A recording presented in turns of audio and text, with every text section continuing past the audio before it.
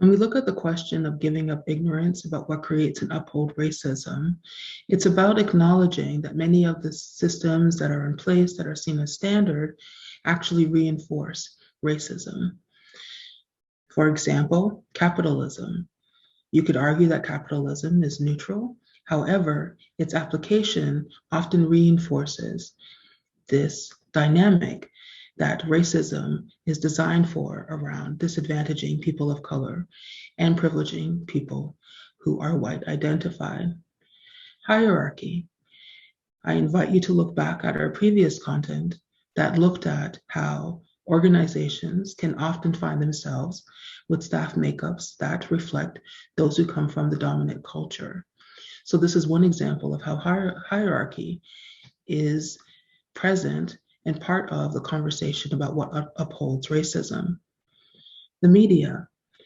There are countless examples of how there is different treatment that is provided for people who are white identified as opposed to populations of people of color.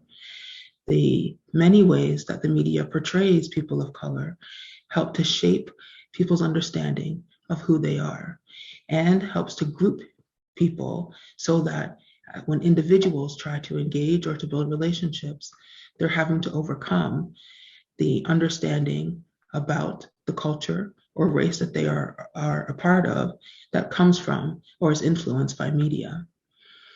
And passivism, that many times people are witness to acts of racism.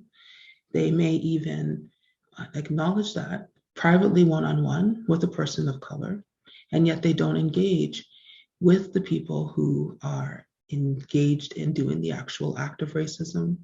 They don't interrupt harm and engage in other behavior that essentially others and does not provide a level of care for the person who is targeted by racism.